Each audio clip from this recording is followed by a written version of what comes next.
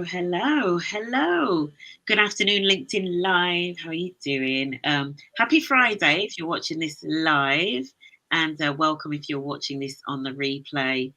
I am joined today by Siji. Siji, how are you doing?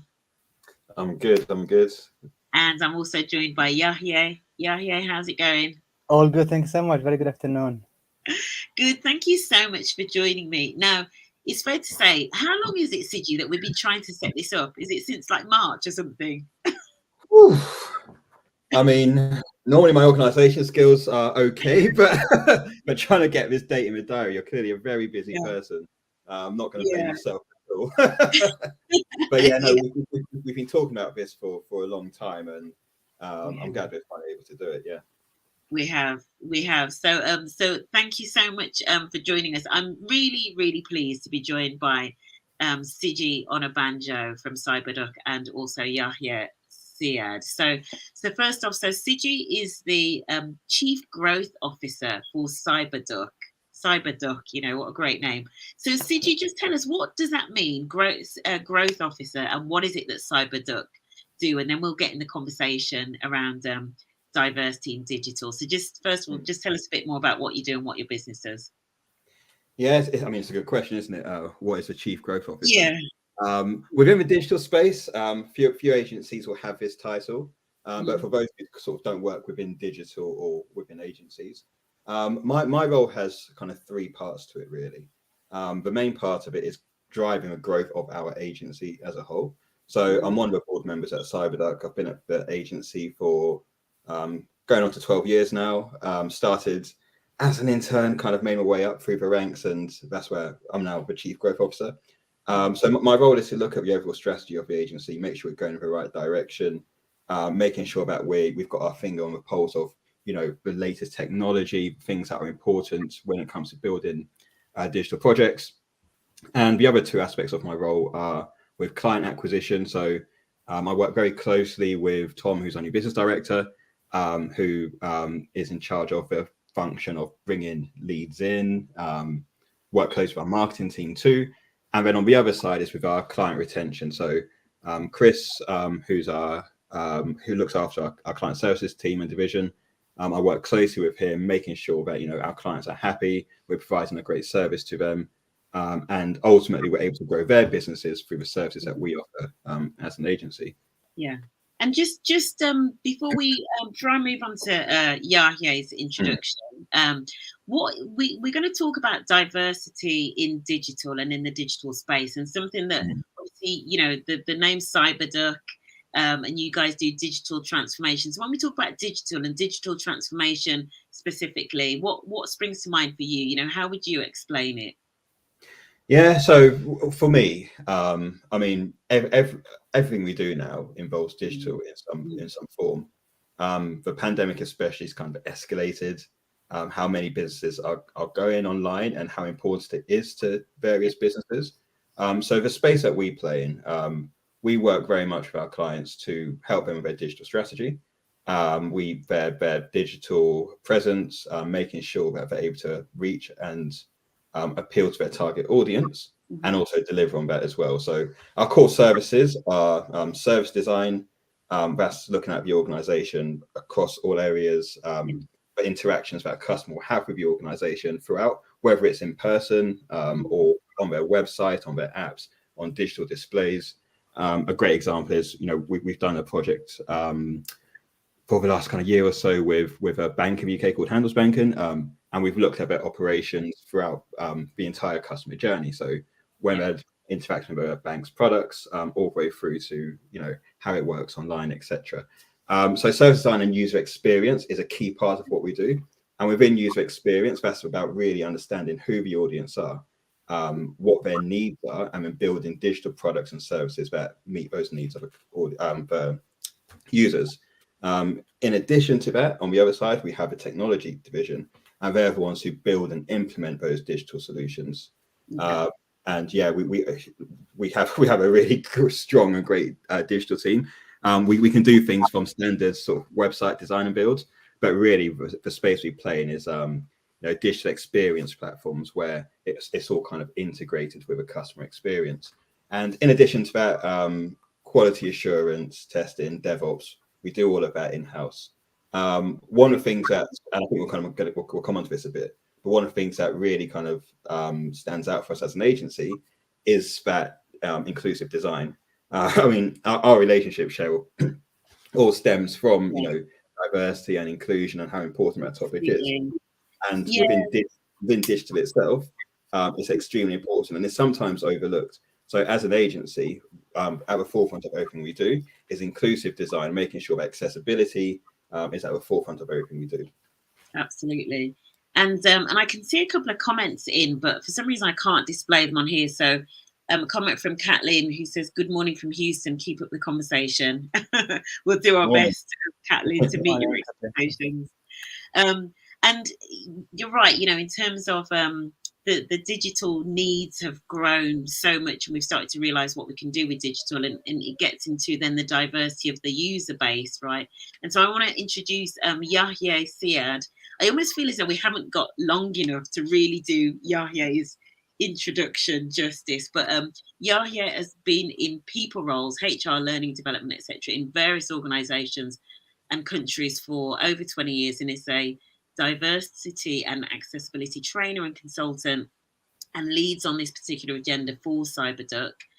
He's a certified awareness trainer on UN conventional rights for persons with disability. He's also an ex-para athlete, so he represented GB in a team known as Goalball. Maybe if there's time, we'll get into what is Goalball. And Yahye is also the first visually impaired certified scuba diver in the Middle East. Yahye, you're putting us to shame with this impressive, Thank you so much, Cheryl. And tell us a little bit more about your background and how you came to where you are, because I know it's a super inspiring story, which you have also put in a book called Unshakable Will. But just give us a little taster of your background, Yahye. Thank you so much, Cheryl, for inviting me, really. And you make me also feel old when you say 20 years. I'm only 19, for those people who don't know. No, I can pretend. Actually, my daughter always keep telling me, she keeps shouting, "You are 40 years old." I was like, you'd have to announce to the whole world. Anyway. 40 is the new 20 and 50 is the new 30. I know, right? So, I was born with a visual impairment condition, which means I cannot see very well during the day. I can see it very tiny little bit during the day, but almost nothing in the night. And yeah, I mean, I've been traveling since the age of 7 across different countries in Middle East and UK, and I don't know, really. I just have a very itchy feet of discovering the world, going somewhere randomly, getting into adventures. I finished my master's degree a while ago, and then I specialized in diversity and inclusion, and with emphasis obviously on HR and training. So I don't know, I'm just somebody who really just love exploring the world to the fullest. And then when the pandemic hit, I took advantage of the lockdown, and I managed to write the book that you just mentioned. And the idea really was just to bring D&I into a storytelling approach. I think a lot of D&I, it's a heavy policy, kind of the elephant in the room that nobody want to touch. But when it's put into storytelling, it makes it more palatable, it makes it more interesting, and everybody really understand that they are part of the conversation. Yeah. Absolutely. No, I couldn't agree with you more. There is something about, and we're going to get on to the topic of accessibility, but there is something about making diversity and inclusion as a topic quite accessible. So as you say, your book, Unshakable Will, sharing your story, and then people, I guess, learning almost just from reading the story, right? Rather than necessarily being almost like preached to or Absolutely. Such. So let's just get into the topic then around digital and diversity in digital, and let's start with accessibility.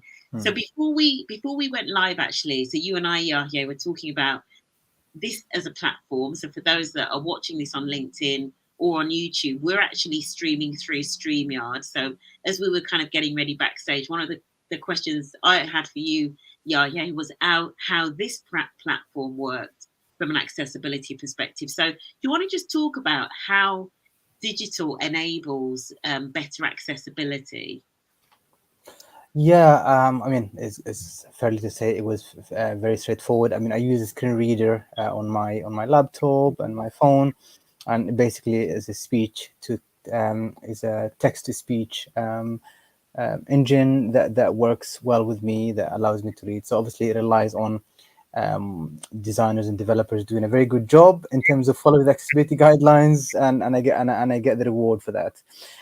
In terms of how digital sort of accessibility is, I think it's an absolutely essential. Like it's 15, 20 years ago, you could go to university, you could get a job, you could do your health checkup, you could do things without needing to be online. Now you cannot. It's simply it's a necessity. Like I put accessing internet is as a utility, is as essential as having water and electricity supply. So therefore the accessibility is an absolute paramount, because it removes all these barriers, especially if we're talking about low to middle income countries, whereby you're already shackled with a lot of restraints. Yeah. Having accessible digital, it removes all that, not only locally, by passing all these barriers, physical barriers, but also visa barriers to opportunity to other countries and stuff. You don't need that anymore. You can just um, I was talking to a friend of mine who's completely blind, and he said, and he had an open heart condition, as a surgery, sorry, and he said now for the first time, I feel confident with because digital to do my master's degree, because I could just go and study my complete master's online without having to go to university at all. So it's really it's something I call it as an absolute fundamental Yeah. these days. Yeah. It's really interesting. Almost as you were talking now, I wondered whether, and I could have pulled at the stats, but we know that particularly in the UK and the US, with the stats that I've seen, there is a disability employment gap, right? That we know that unemployment levels are higher for individuals with disabilities for a number of reasons. But you do, as you were talking there about how digital accessibility really kind of like opens doors. I'd really hope that organizations start to think about using accessibility such that they can then, in terms of making adjustments, etc., can more easily accommodate individuals with with disabilities, and certainly things like loss of sight, loss of hearing, etc. Siji, did you want to add anything into that in terms of digital enabling accessibility? Yeah, I mean, in terms of kind of what you just said there is so true. And if we look at the stats, not enough organizations yet are doing enough around accessibility. Yeah. So when it comes to digital, there's the WCAG guidelines. And what does that stand for, WCAG? Yeah, the actual web content accessibility guidelines. Yeah. Great, thanks. Yeah. Yeah, and so they're the guidelines for accessibility within the industry. It's now on version 2.2. 3 should be coming out soon. And that kind of sets in place like how you go about ensuring that your websites are accessible. And there's different standards. Really, organizations should be aiming for as a minimum a AA standard. And all the sites that we build and we do for our clients have that as a minimum. The highest level is AAA. And but it's really interesting because because we do a lot of these kind of webinars and talks and things like that, and one of the stats that we found and we always put out is it's over 90%, I think maybe 94-95% of sort of the world's largest organizations don't have websites that even meet those guidelines. So when you consider and to your report about inclusion, when you consider how many people have disabilities, and it's not always like obvious disabilities too. They're excluding a huge amount of people, and I think that's one of the things that as an organization we're on a mission to change, because digital should be inclusive for everyone. Why do you think that so many of those websites aren't up to date? Because, the reason I ask is I know that, so Yahye and I, before we went on, we were talking about, for example, Google Docs. Like I know that I can open up a Google Doc and I can do speech to text. You know, I can talk to this Google Doc and it will turn it into text. And you know, a lot of the kind of like modern platforms that you can, you know, buy off the shelf, like a Squarespace or something like that, they tend to now have these sorts of things built in. Why do you think it is that so many organizations have still maybe got legacy platforms that don't have the accessibility in them? I'll throw that out to either of you. Honestly, I think for lots of organizations it's an afterthought. It's them not fully understanding their users or treating sort of accessibility as a nice to have. Now that's changing with certain legislations. We do a lot of work in the public sector, and within the public sector, you have to, like, your sites have to be accessible. So there's more of a drive there. But for other companies, other industries, I mean, there is legislation in place, but it's seen as an afterthought. And so when that happens, like, let's be honest, with a lot of, you know, D&I initiatives, it's companies kind of approach it as what's the bare minimum we need to do, and that could be, you know, just putting up using overlays, etc.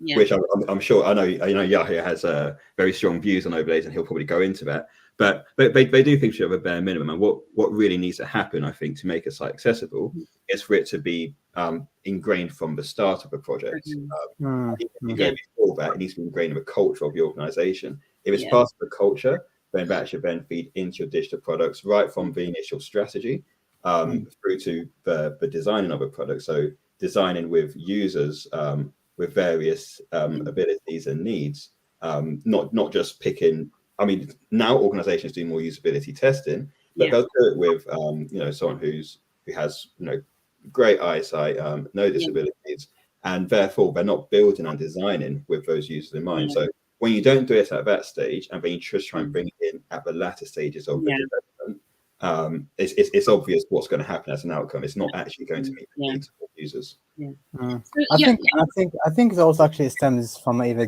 deep rooted issue. Just to highlight this, one out of the top 100 FTSE companies, you have 95% of them have D&I initiatives, and only 4% of them have accessibility included in their D&I initiative. That is a huge gap, right? And if this is a culture that is so disability and accessibility is almost like it's still in the talk stage. It's still something talked about, but nobody want to address or nobody want to deal with properly. And it stems from, I think, limiting accessibility to disability.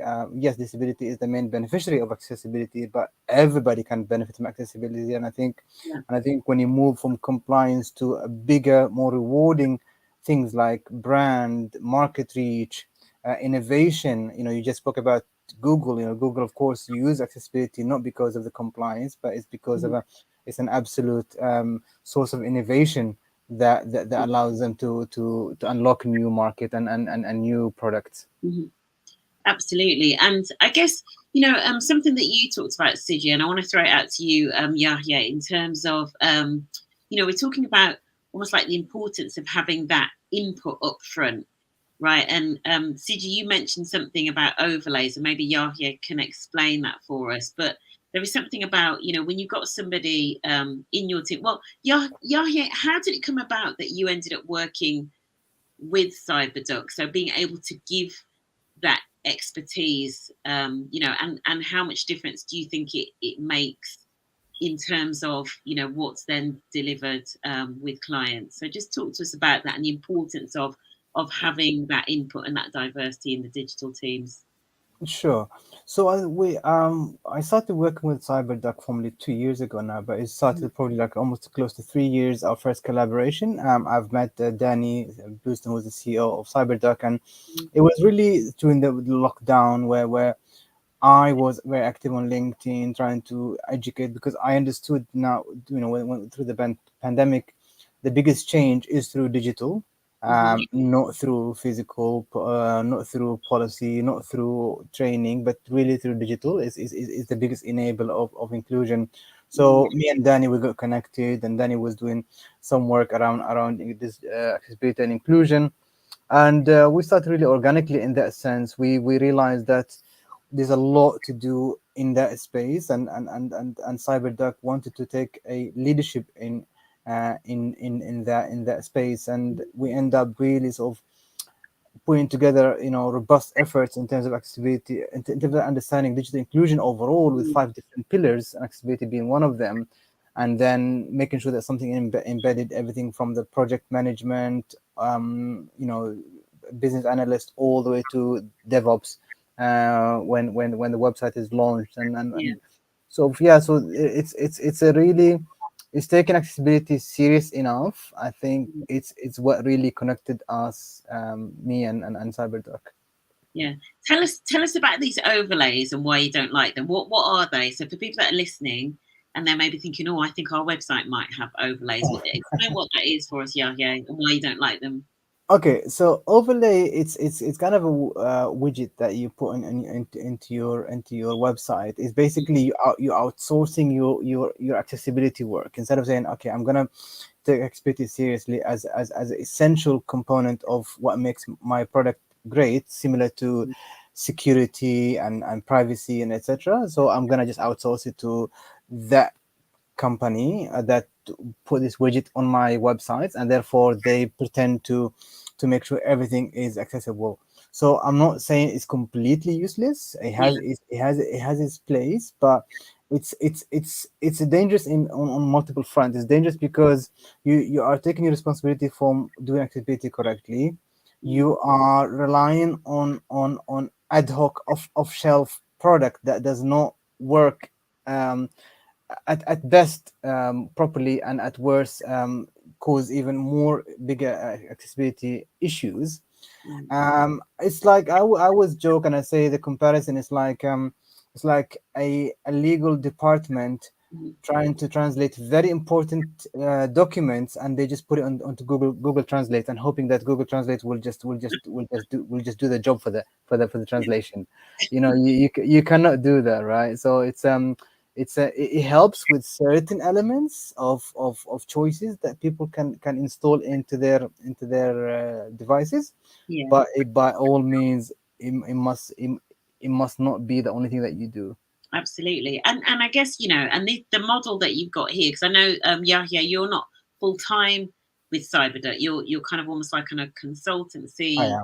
sort of like basis, and that model, for IT teams that are maybe listening, or digital teams, or tech teams, whatever they're called now, that are listening. There's no reason that they can't be, almost like getting that diverse input into their team on a more regular basis, rather than just relying on overlays. That I think this is, I think as a model you've sort of proven that it can be done, right, in terms of getting the input, which does link to why the diversity is quite important. One of the things you mentioned, Yahya, was accessibility being one of the pillars, I guess, around inclusion. Siji, do you want to just add in terms of when we're thinking about diversity in digital and the diversity of the users, what are some of the other considerations that you make within your organization?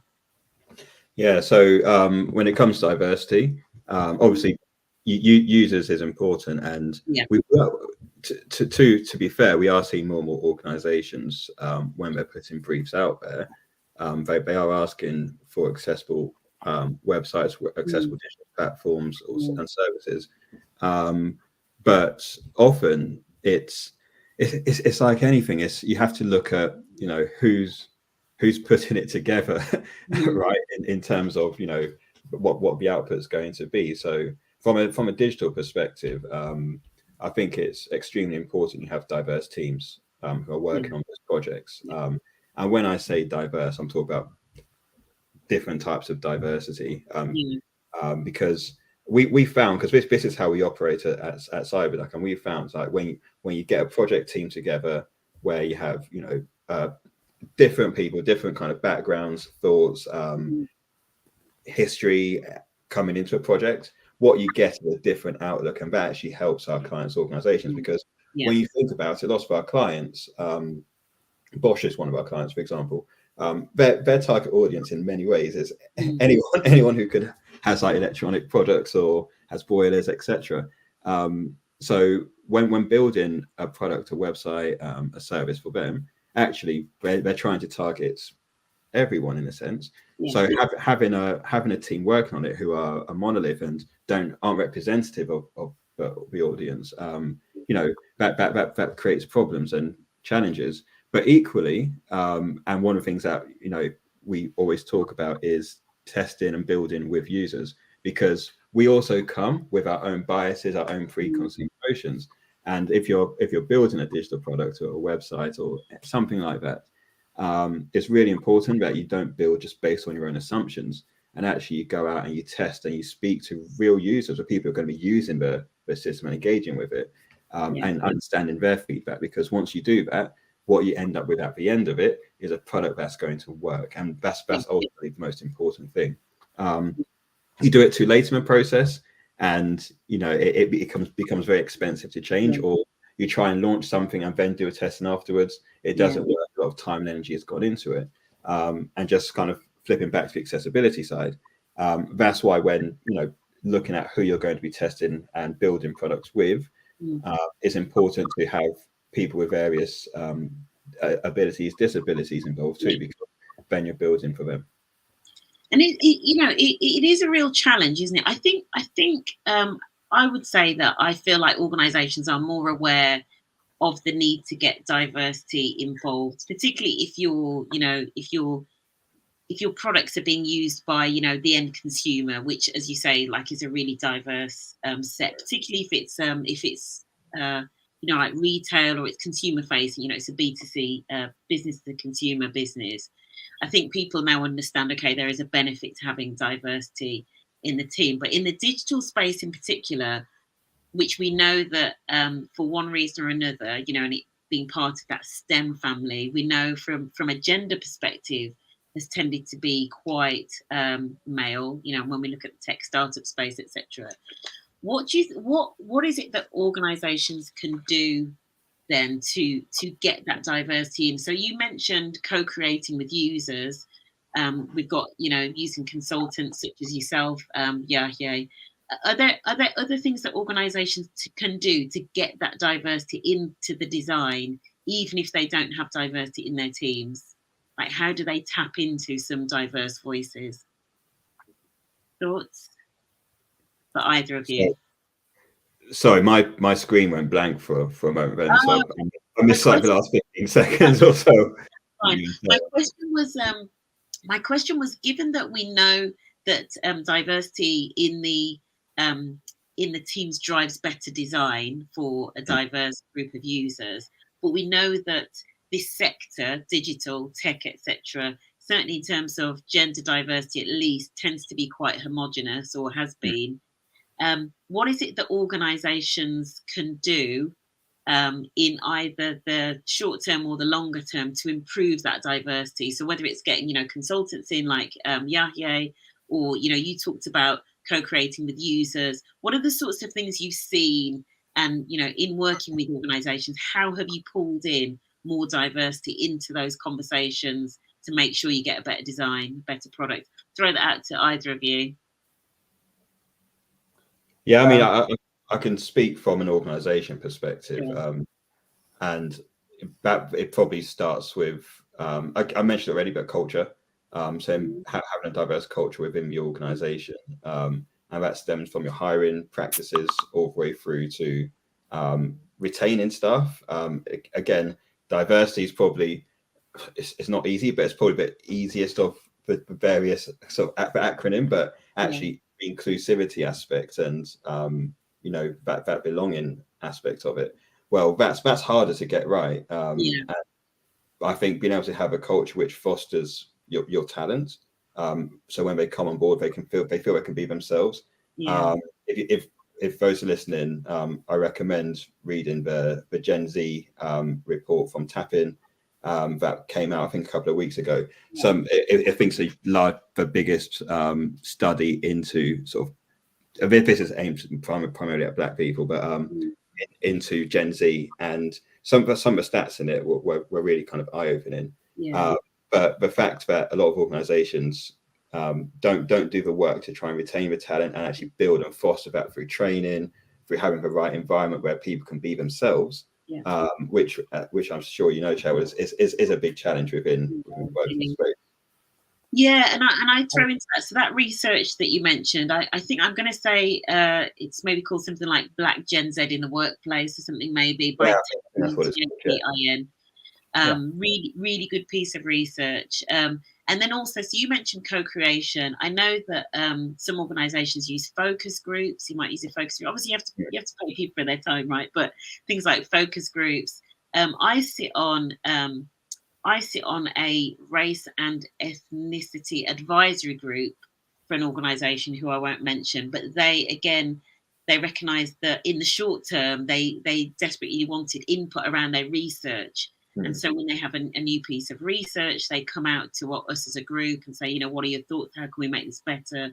Who should we be talking to, etc. So I think if organisations get creative, there are all sorts of ways of getting that diverse thinking in at the early stages, even if they haven't got the diverse teams. Because I'm not expecting, that all of a sudden overnight that the tech industry is going to have, a couple 100,000 new coders, right, or UX designers who are diverse.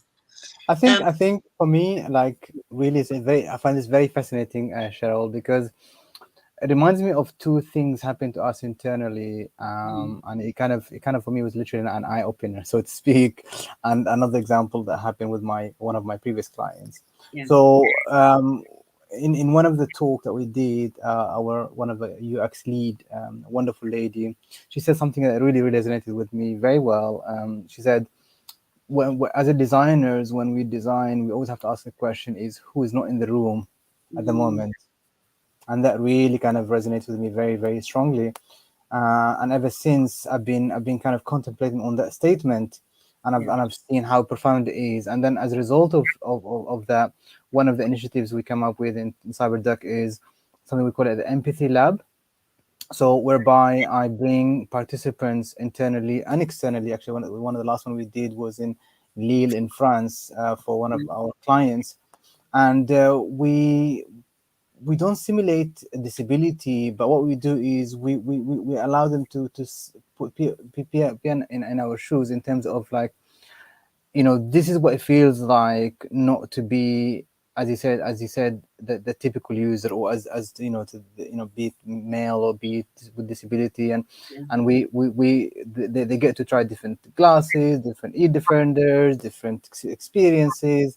And that kind of experiential learning, it shifts the mindset from, oh, I know what it is, versus I know how it is. Does that make sense? So the representation becomes stronger. And in one of my previous clients I was working with, they had a very strong sort of diversity talk, very, very, very strong in the market. Like, you're really known for it. When I came on board and I worked with them, I've realized that was driven by their marketing team, and internally that was not reflected. And a lot of policies were not in line. A lot of things were not in line. And I say this is the problem of where we have that these things, as you mentioned, the representation should be internally before it comes externally, in order to be diverse enough. Yeah, absolutely. I mean, I love the sound of what you talked about there, the Empathy Lab. Oh my gosh, that sounds absolutely amazing. Absolutely amazing. I know there was an organization I know that have they use like VR headsets. They're like a design company, as in like product design, right? Industrial designers. And they use VR headsets. And we were in conversation about something similar almost, because actually, Yahye, in terms of what you've said there, if I could take almost like every leadership team that I work with and put them in the shoes of individuals that aren't well represented in their organization, I know that is what would change the dial. When they feel what it's like to be in somebody else's shoes, that's when you actually get real change. So I totally get that. we're running out of time, but I feel that you can't have a conversation about digital and not talk about AI. So we're going to just a little bit about AI. And there's a lot of noise. And even on LinkedIn, I see here where people are saying, oh, AI is contributing to bias because, for example, if you particularly say, for example, in terms of visual, graphics, videos, etc. There's like a lack of diversity in terms of individuals who are not able-bodied or who are a different ethnicity and gender and all of those sorts of things. And then you've got other people that sort of think actually AI is there to measure exactly what's put in. So actually AI is a good measure to tell us whether as a society, we are improving things. What are your thoughts? Is AI, things like ChatGPT and all of the other spin-off type things, is it making bias better or worse? As in, is it making us less biased or more biased? And is there anything we can do to move it in the right direction? I'm just throwing it out there as the last kind of fun question.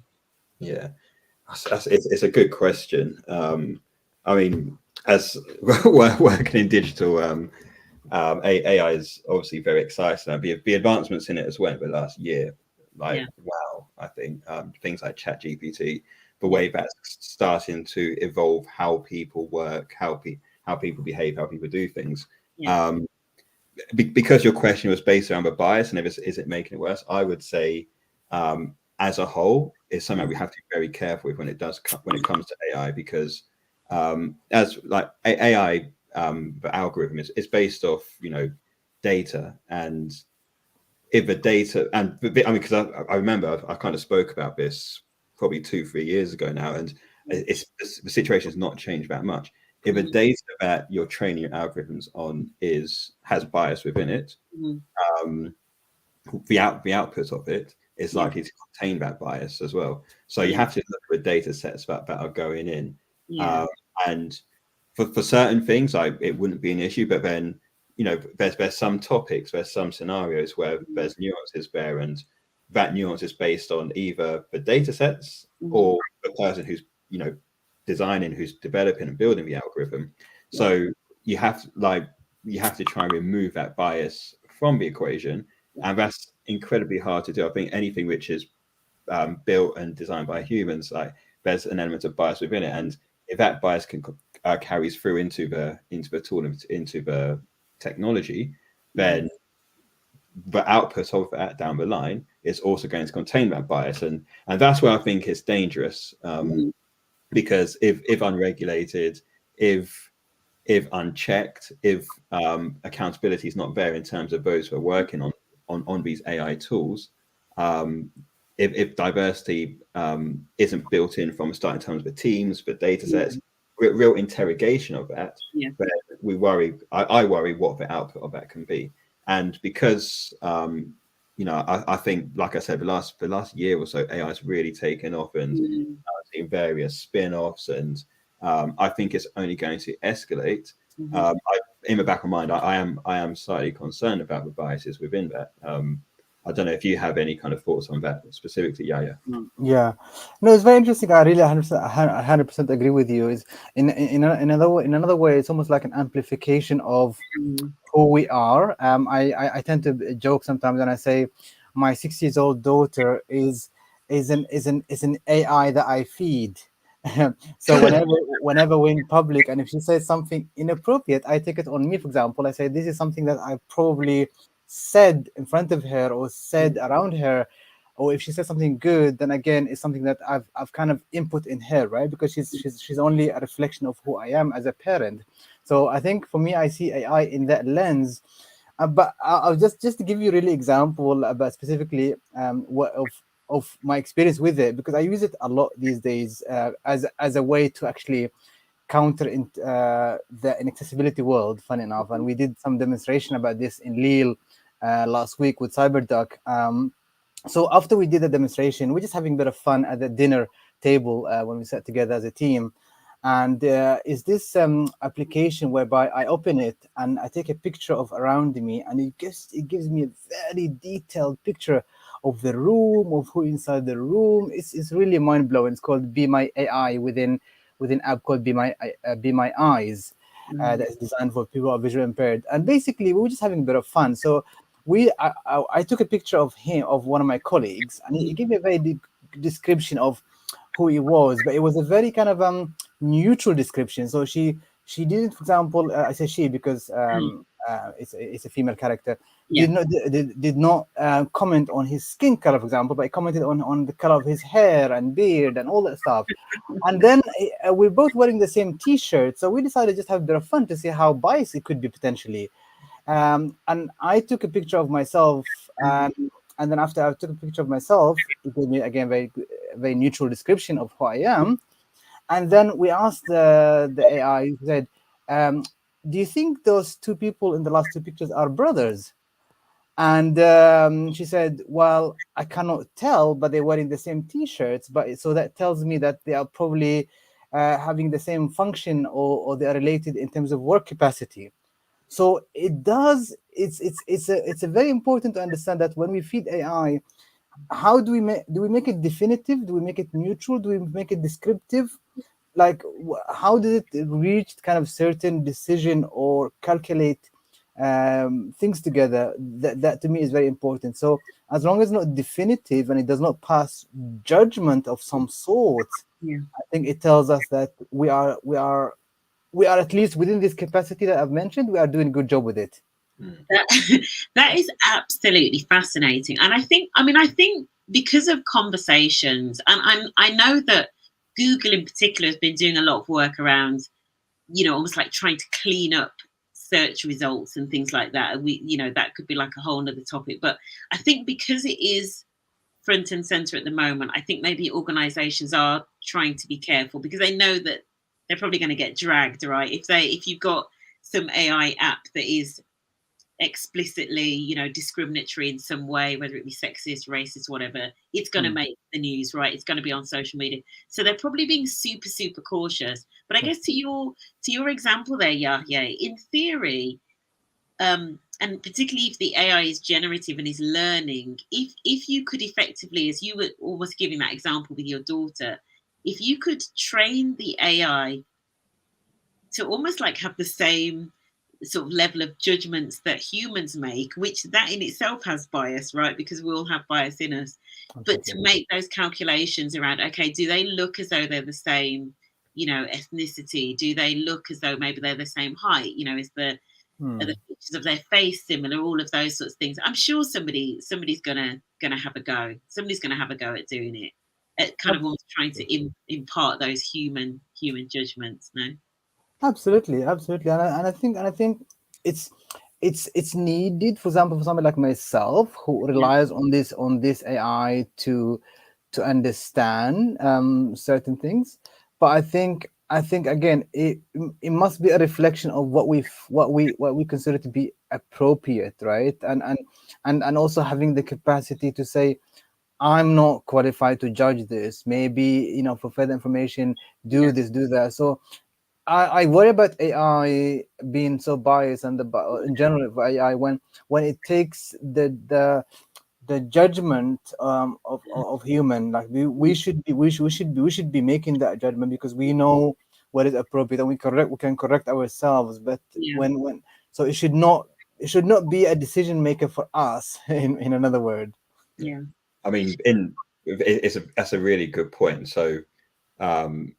But AI can be used for fun, but people are also looking at for useful applications of it. And policing is one example where actually, if you look at historically the data sets of what a criminal could be, that may not be reflective. But if AI is trained on that, for example, what you might see just based on, for example, if there's stats of more Black people in prison, then you start getting that kind of AI saying, okay, I look more of a criminal than the person next to me.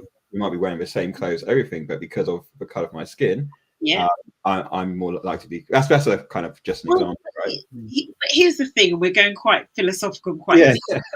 But isn't that how policing works today? And you said that right at the end before, because you knew we could go off on that topic. Let me not say. I'm just saying to wrap up, because we're going to wrap up. But you know, yeah, we could get that's a whole nother topic. Yeah, that's a whole topic. What is it that organisations and individuals can do to either improve their learning or improve, you know, what they're offering, and in just improving that diversity and the awareness? So what can we as individuals, or what can organisations do in improving how we look at this topic? I mean, I maybe I'll speak from organisations, and yeah, you can speak from an individual perspective. In terms of organisations, I would say it's understanding your audience, understanding your users, and being intentional about it. Building it into your culture. And for some people, they don't know where to start with that. There's consultancies in place, there's agencies like us who work specifically to build inclusive design into product applications. Do an accessibility audit, as an example. Have a look at what you've got now and where it's falling down. Again, that's something that we would do. We help organizations with that. There's an empathy labs that Yahye talked about, which is actually that's more of a I guess that ties more into a cultural side, but it's looking at your organization. It's training and educating your teams in terms of things to look out for, things to consider. Like you said yourself, Cheryl, sometimes when you're put into those scenarios and situations, that lands better than sort of any book that you might read, or even just listening to the three of us chatting now. So it's been intentional about it and investing in it, because if I talk about people who have been excluded because companies weren't building with accessibility in mind, from a business perspective, think about if you were including those people, and how much better that would be for your business and bottom line as well. But ultimately, it's because it's the right thing to do. So that's from a company perspective. Yeah, I love that. Yeah, accessibility audits, a really good place to start. And the empathy labs, amazing. Yeah, anything from you in terms of, you know, what can individuals do to raise their awareness of this topic and to start to move things in the right direction? I'm gonna say something really interesting. Well, I mean, it can be interesting, but it can also be kind of not interesting. Disability is the only minority that anybody can join at any time. That tells us that whether due to situational, temporary, or aging, it's something that's going to impact all of us. So the idea of applying lip service to it really baffles me. It really makes my blood boils, so to speak. So it's not a label to be ashamed of, and it's not a badge that you wear with honor, right? It's just a fabric of society. So therefore, as all of us as individuals, we need to understand it's something we need to do in terms of like just asking ourselves, I'm hosting an event online, I'm hosting an event in person, I'm doing this, I'm doing that, I'm communicating with email, I'm communicating with all.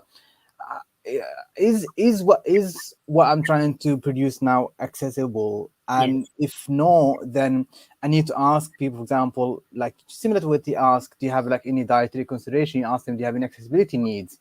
And just by doing this simple thing, you will be surprised of how people feel safe to tell you, this is what I need. This is how you're gonna make my life easier to join your event or organization or club or whatever it is. Yeah, perfect. And we'll finish on that note. Just before you joined, we were talking about Clubhouse, the app Clubhouse. I don't know who still remembers that, but I know that was one of the things they used to talk about quite a lot. And actually, there was an etiquette that started around, for example, you know, when you described yourself, and you know, just things that really helped on the accessibility. And I know in the run up to this, I sent you a graphic, Yahye, and I totally forgot to put any sort of description of what was in the graphic. You know, I just sent you this random graphic. So, and that definitely resonated with me, and it's something that I've been trying to remind myself to do. So I need to figure out a system for myself so that I will also remember to do those things in terms of whatever I put out. So we're going to wrap it up now, even though we could have talked for longer, particularly about the police and bias, but hey. Oh yeah. So it just leaves me to say thank you so much. Siji, where can people find you and or find out more about Cyberduck, if they want to work with you and figure out whether Cyberduck can help them, where's the best place to go? Yeah, best places to go. I mean, hit me up on LinkedIn. My name's on the screen there, Siji Onabanjo. In terms of the agency Cyberduck, our website is cyber-duck.co.uk. Get in touch with us there, have a look at our services. More than happy to help. I mean, the accessibility side and diversity is one of the things that we do a lot of. So we're more than happy to run workshops and help you with products and services.